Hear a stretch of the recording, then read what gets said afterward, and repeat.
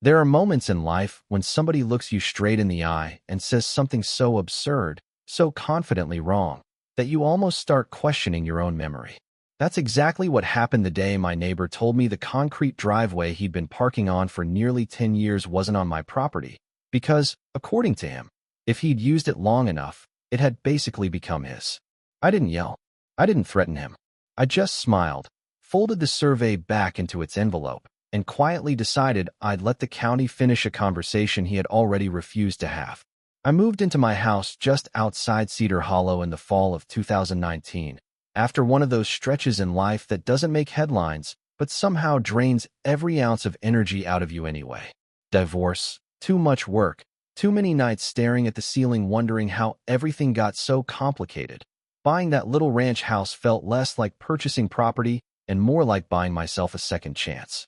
The neighborhood wasn't fancy, but it had character. Kids rode bikes until dinner, people waved while walking their dogs. Somebody was always mowing a lawn on Saturday morning. And for the first time in years, I remember thinking maybe life could actually slow down a little. A week after moving in, while dragging a stack of old flower pots toward the side yard, I noticed something that seemed odd. My neighbor's driveway curved strangely toward my lot. At first glance, it looked harmless, almost like an optical illusion. But every time I walked past it, my brain kept whispering the same question. Why does that concrete seem so far over? I convinced myself there had to be an explanation. Maybe the property line wasn't where I imagined it was. Maybe the previous owners had worked something out years ago. I was the new guy. The last thing I wanted was to become the neighborhood jerk measuring grass with a tape measure 2 weeks after unpacking boxes. So I ignored it.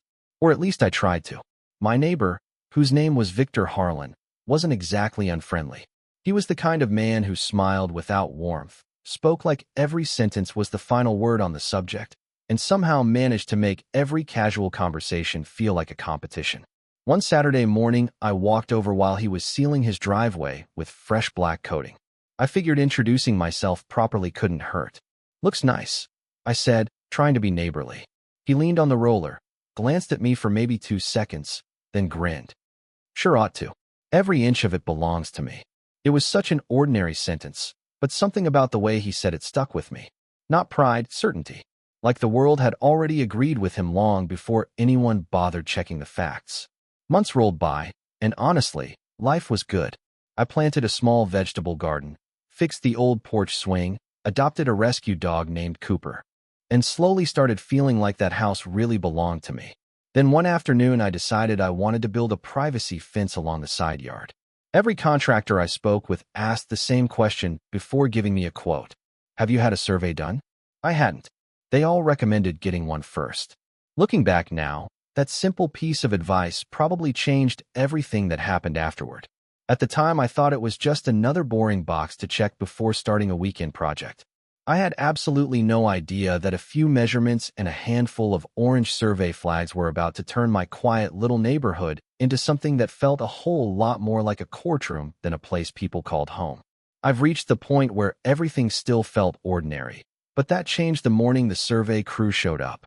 They arrived just after sunrise, 2 pickup trucks, bright orange flags, tripods, measuring equipment that looked far more serious than I expected. The surveyor introduced himself as Daniel Mercer, probably in his early 60s, quiet voice, weathered hands. One of those people who didn't waste words because he'd spent a lifetime letting facts speak for him. Cooper followed him around the yard for a few minutes before getting bored and lying in the shade while Daniel worked with almost surgical precision. I watched through my kitchen window with a mug of coffee, thinking this was simply another step toward building a fence. Nothing more. 2 days later, he knocked on my front door carrying a thick folder. Before he even handed it over, I noticed his expression. It wasn't dramatic. He wasn't shocked or excited. It was the look of someone who had seen this exact situation dozens of times before. "You should probably sit down before you look at this," he said with a polite smile. I laughed, assuming he was joking. He wasn't. I spread the survey across my dining room table, tracing the bold property line with my finger until I reached the section running beside Victor's driveway. Then I stopped. My stomach tightened almost instantly. The concrete wasn't brushing the line. It wasn't close. Nearly 6 feet of his driveway crossed onto my property and stayed there for almost 40 feet before finally returning to his side. It wasn't an accident tucked into one corner. It was a permanent piece of concrete occupying a significant section of my land. Daniel pointed quietly at the measurements. I've checked it twice. The markers matched the county records exactly. This survey's certified. I looked back out the window toward that strip of concrete I'd walked past for months. Funny how something can look completely different once you know the truth. Yesterday, it was just a driveway. Now it looked like someone had quietly helped themselves to something that belonged to me. Daniel packed his equipment without offering advice. Before leaving, he simply said, "If this ever becomes a legal issue, this document will hold." Those words echoed in my head the rest of the afternoon. I didn't want a legal issue. I wanted a conversation. That evening I made a copy of the survey, slipped it into a large envelope, and walked next door. Victor answered after the second knock. "Everything all right?" he asked, already sounding annoyed. "Actually, I think we found something we should probably look at together." I unfolded the survey on the hood of my truck between us and pointed toward the highlighted boundary. "Looks like part of your driveway crosses onto my property." He stared at the paper longer than I expected. His eyes followed every line, every number. For one brief second, I honestly thought he was about to apologize. Instead, he chuckled. Not because anything was funny, but because he genuinely couldn't imagine being wrong. "This survey's garbage," he said flatly. "Excuse me. I've lived here 15 years. That driveway's always been there." "I understand that," I answered carefully. "But according to the county records." He cut me off with a wave of his hand. "County records don't know this neighborhood." Then he folded the survey, shoved it back into my hands, turned around, and walked inside without another word. The screen door slammed shut hard enough to rattle the frame. I stood there for several seconds staring at the closed door, feeling strangely calm. Maybe because the argument I expected never happened. He hadn't challenged the measurements. He hadn't asked questions. He had simply rejected reality because it inconvenienced him. Walking back across my lawn, something clicked inside me. This wasn't about convincing Victor. That part was already over. From this point forward, it would simply be about documentation. The next morning I bought a 3-ring binder. Every document went inside. Survey, property records, photographs taken from multiple angles, dates, notes, copies of every conversation I could remember. Then I drafted a formal encroachment notice using language as neutral as possible. No insults, no threats, just facts. I sent it by certified mail with signature confirmation. 3 days later, the green receipt card came back with Victor's signature across the bottom. That afternoon, my phone rang. "You really mailed me legal paperwork?" He barked before I could even say hello. "I came over first," I replied. "You refused to discuss it." "Because the survey's wrong." "Then hire your own surveyor." There was silence for a moment before he laughed again. "You think I'm tearing up my driveway because some guy planted orange flags in your yard?" I took a slow breath. "No, I think you'll eventually have to remove whatever doesn't belong on my property." His tone hardened instantly. "You just moved here. The previous owners never complained." "I'm not the previous owners. You're making enemies over a few feet of concrete." "No, Victor. I'm protecting a few feet of land I paid for." The silence that followed felt heavier than the argument itself. Finally, he muttered, "Big mistake," before hanging up. After that, everything changed. The friendly waves disappeared. If we happened to collect our mail at the same time, he stared straight through me as if I didn't exist. One evening, an elderly neighbor named Linda crossed the street while I was watering tomatoes. She lowered her voice before speaking. "I heard you and Victor are having some trouble." I sighed. "Just trying to straighten out a property issue." She looked toward his driveway and nodded slowly. "That concrete's been over there for years. Folks just learned not to argue with him." "Does that make it his?" I asked. She smiled sadly. "No, but Victor's spent a long time believing it does." She paused before adding something that stayed with me. "Be careful. Men like him don't hate losing nearly as much as they hate being proven wrong." Over the next 2 months, nothing happened. Victor ignored every deadline in the notice. His SUV continued sitting on my land every single night like the survey had never existed. More than once I caught myself wondering if I should simply let it go. Was 6 feet of concrete really worth turning neighbors into strangers? Every time that thought crept in, I'd open the binder, look at the certified survey, and remind myself this had stopped being about concrete a long time ago. It was about whether somebody could take something simply because nobody stopped them. On the morning after the 60-day deadline expired, I picked up the phone, called the county code enforcement office, and quietly told the woman who answered, "I think it's time someone else looked at this." The moment I hung up, I realized there was no turning back. The county inspector arrived about 2 weeks later on a cool Tuesday morning. I heard the truck before I saw it, the low rumble of an engine slowing in front of my house, followed by the unmistakable slam of a heavy door. I looked through the front window and saw a white pickup with the county seal on both doors. For some reason, my heart started beating faster. I wasn't nervous because I thought I was wrong. I was nervous because I knew this was the moment the disagreement stopped belonging to Victor and me. From here on out, facts would matter more than opinions. The inspector introduced himself as Mark Sullivan, a calm man with a clipboard tucked under one arm and a measuring wheel in the other. He barely said a dozen words before getting to work. Every orange survey marker was checked. Every measurement was repeated. Every property pin was verified. There was no drama, no speeches, no emotion, just procedure. About halfway through, Victor stormed out of his garage wearing work boots and an expression I'd never seen before. It wasn't confidence anymore. It was frustration wrapped in disbelief. "You're seriously wasting taxpayer money over this?" he snapped. Mark didn't even look up from his notes. "Sir, I'm verifying a reported encroachment. That survey's wrong. If you have a competing certified survey, I'd be happy to review it." Victor hesitated. "I don't need another survey." Mark finally looked him in the eye. "Then we're working with the official one on file." That sentence landed harder than any insult ever could.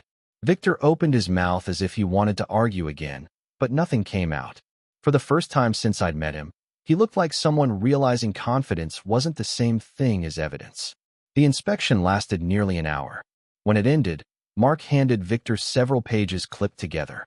I couldn't read them from where I stood, but I recognized the look on Victor's face immediately.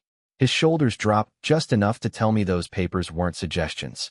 Later that afternoon, my own copy arrived by email. Official notice of compliance. Remove the encroaching portion of the driveway. Restore the property boundary. Daily penalties would begin after the compliance deadline. I sat at my kitchen table reading every line twice. There it was. Everything I'd hoped would never become necessary had officially become unavoidable. That evening, I watched the sunset from my back porch with Cooper lying beside me. I should have felt victorious. Instead, I mostly felt tired. Funny thing about conflict. By the time you finally reach the point where you're proven right, you've usually stopped caring about being right. You just want it to be over. A week passed without movement. Then another. Victor's driveway remained exactly where it had always been. I started wondering if he planned to fight the county in court. Then, early one Thursday morning, I woke to a sound that echoed through the neighborhood like thunder cracking across concrete. Jackhammers. I pulled open the blinds and there they were. 3 construction workers. A compact excavator. 2 dump trucks. Bright safety vests moving with practiced efficiency. The county hadn't sent them. Victor had hired them himself. Apparently, paying contractors was cheaper than paying fines forever. I poured a cup of coffee and stood quietly by the window as the first section of concrete shattered into jagged pieces. Every strike echoed down the street. The driveway I'd stared at for over a year slowly disappeared one chunk at a time. Victor sat on his front porch the entire morning, arms crossed, eyes fixed somewhere in the distance. He never once looked toward me. One worker walked over to ask him something about the demolition line. Victor simply nodded without speaking. It struck me then that pride makes an awful conversation partner. It keeps talking long after everyone else has accepted reality. By late afternoon, the portion crossing onto my property was completely gone. The exposed dirt looked strangely peaceful, almost like the land had taken a long breath after carrying unnecessary weight for years. 2 weeks later, fresh concrete was poured, but this time it stopped exactly where the survey markers said it should. Not 1 inch farther. Looking at that clean edge felt oddly satisfying, not because Victor had lost, but because the truth finally had a physical shape. The following spring, I built my fence. Daniel returned to verify the property pins one last time before construction began. As each post was set into the ground, perfectly aligned with the legal boundary, I found myself smiling in a way I hadn't for months. It wasn't revenge. It was closure. Victor and I still live next to each other today. We nod occasionally if we're both outside, but that's where it ends. No conversations. No small talk about the weather. Just two houses separated by a fence that means far more than wood and nails ever should. Sometimes friends ask whether I'd do it all again knowing how everything turned out. My answer surprises them. Yes, absolutely. Not because I enjoyed the fight. I hated every minute of it. But because there comes a point where keeping the peace quietly becomes permission for someone else to keep taking from you. The hardest part is recognizing where that line actually is before it's too late. Maybe Victor genuinely convinced himself that years of using my property somehow made it his. Maybe admitting he was wrong felt bigger than tearing up concrete. I'll never know. What I do know is this. The county didn't side with me because they liked me.